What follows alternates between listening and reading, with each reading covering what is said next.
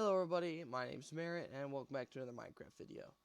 About 4 years ago I made quite a few tutorials on things you can do with command blocks, and now I'm just going to be updating those tutorials to get them up to date with the current state of Minecraft.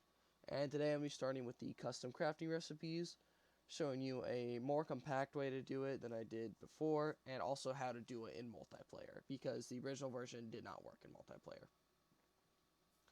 So to do this in single player, you're going to want to execute at A, the tildes, testforblocks, tilde, tilde, -1, tilde, tilde, tilde, -1, tilde.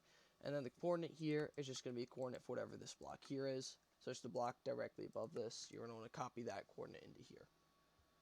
So what that's going to do is, for every player, it's going to check that the block under them matches the block above this command block. And if that block does match, all players are going to clone the block above this command block, which is this dispenser here. It's going to clone that block under them. So I go ahead and turn this on, place the dispenser, and you want to make it, you're going to want your dispensers to face straight up, just to make it as easy as possible for when you're actually using the commands. Put a stick in here, diamond, diamond, makes a diamond sword. Pretty straightforward. However, this does not work in multiplayer because you have to code this with an all players tag here. And what that means is that if even one player, if the block under them matches the block above this, it will clone this under every player, which just creates issues, kind of duplicates things, and you don't want that. So to make it work in in multiplayer, you want tags. So you're going to tag @p add player 1. So if someone activates this button, whoever's closest to command block will be assigned player 1. This is the same thing for player 2. Same code, tag @p add player 2. And you can do the same thing player 3, player 4, player 5, and so on. Now why this matters is because it will make you're going to add this clause right here. Bracket tag equals player 1 or player 2, player 3, whichever one you're coding for. This makes it so we'll only check if the block under player 1 matches this block. And if it does, it will clone the block under player 1 instead of under everyone. So this allows you to have it work in multiplayer without copying dispensers in places you don't want them to be copied. And I don't have either tags. I'll go ahead and power this up and show you how this works. So this one here, I've got a diamond sword, same recipe it's over there. In this one, I have 4 gold, emerald, makes a totem. Sorry, this should be a totem of a 9. My mistake.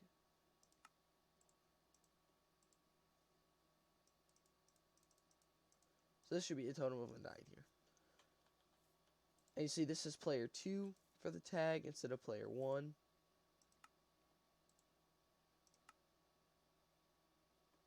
Okay. So this says player 2. So I don't have either tags right now. So if I stand on this and do the recipe, I will not get anything. If I give myself the tag for player 1, put the stick in, I'll get the diamond sword. But I still can't do the totem of undying, which is good. This is what you want. Remove the player 1 tag, add the player 2 tag. I again cannot make the sword without the player 1 tag. However, I can now make the totem of undying, just like that. Now the reason these are different recipes is to show you how they work.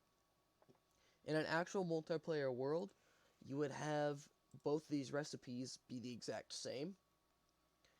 And for every player in the world, you want to copy the code and copy the recipe.